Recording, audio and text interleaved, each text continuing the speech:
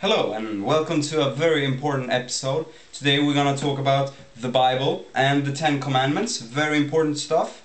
These are the commandments that God gave to us so we as humans know how to behave, because otherwise we wouldn't know it. And I would want to start with saying that the ones that are normally called the Ten Commandments are not really the Ten Commandments. I mean, if you read in this book, the Bible, in Exodus chapter 20 is the ones that normally people call the Ten Commandments. But these are never written in stone, and these are not called the Ten Commandments in the Bible. However, in chapter 34 Exodus, there is 10 actual commandments. The other ones are more like 14 that are called the Ten Commandments, and that are written in stone. Moses writes them in stone, and they are given by God. So in chapter 34 are the real ones, and we're going to talk about it today. And on a side note, for those of you who still believe in evolutionism, which has been proven wrong in lab more than 1,000 times, I made another experiment, another proof. This is a jar of Nutella, which includes the building blocks of life, and I exposed it to heat, to energy, for 4 weeks. And as you can see, there is no new life, there is no evolution going on. Not even like simple life form like mice. So, I mean, it's very sealed. What you believe in? This stupid box or this, the truth? Number 1. Thou shalt worship no other God, for the Lord is a jealous God. I mean, this is pretty obvious. We can't have people running around worshipping false gods. It's a waste of time. Also, God gets a bit annoyed when you do it. So it's better if you just worship the real God, which I do. So just worship my God. Number 2. Thou shalt make thee no molten gods. I mean, this is also obvious. Why would you want a molten God? You want a solid God that you can rely on. And a molten God, where would you keep it? It just keeps pouring around. Number 3. The feast of unleavened bread shalt thou keep in the month where the ear is on the corn. I mean, the feast of bread without yeast is extremely important, and one of the 10 pillars of modern moral system. And we can't have people changing the time of the party. Then how will people know when to show up for the party to eat the bread?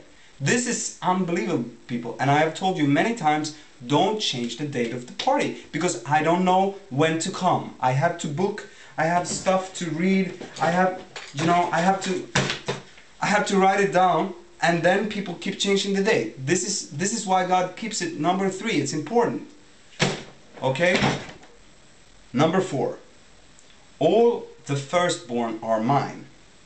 I mean, this is also a very, very reasonable demand from God.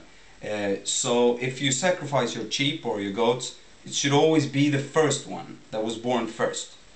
And as seen earlier in the Bible, if you kill your daughter, which I only recommend if God specifically tells you to do it, but if you do, it should always be the firstborn daughter.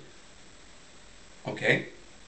Are we clear on this, or do I have to repeat myself? 5. 6 days shalt thou work, but on the 7th thou shalt rest. This is called the Sabbath, and I think you have heard about it. And you're not allowed to work on the Sabbath. If you do, we have to kill you. It's very simple. It's very clear. I mean, societies where people work on the Sabbath are the worst kind of societies, where no moral exists. Number 6. Thou shalt observe the feast of weeks, even of the first fruits of the wheat harvest, and the feast of ingathering at the year's end. People, this is like number 3. You have to keep the dates of the parties, otherwise how will we know? 7. Thou shalt not offer the blood of my sacrifice with leavened bread. Again, don't use yeast. God doesn't like it. We don't have to know why, but He doesn't. It's not that hard. Keep away from the yeast when you do the sacrifice. Number 8. The fat of my yeast I said yeast. There's no fat in yeast. But I'm thinking so much about what God wants me to do, and yeast is important. So this is maybe why I was thinking about it. But it reads the fat of my feast, of course. shall not remain all night until the morning. And I mean, this is obvious and we know what it means. So I will just keep going. Number 9. The first of the first fruits of thy ground thou shalt bring unto the house of the Lord thy God. This is the same logic, people, as before with the firstborn, the sacrifices. I mean, when you love someone, you want to give them the best, right? And the first fruit is obviously better than the fruit that comes later. What kind of fruit is this? You wouldn't even give it to your dogs. This is why you give the first fruit to God, because He wants the first fruit.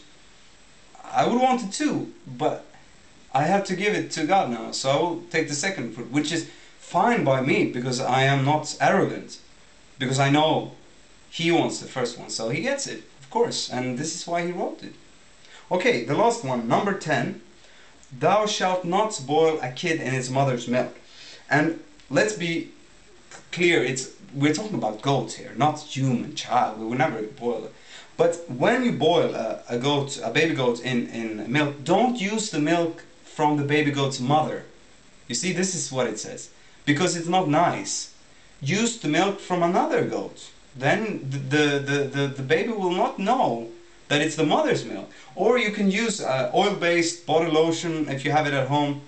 I mean, the important thing is to be sure that you don't use the milk from the mother itself. You can't start telling something else is the 10 commandments when it's not even called it. And later on, you go like 10 pages, then there is a where it's actually called the 10 commandments. This makes me annoyed.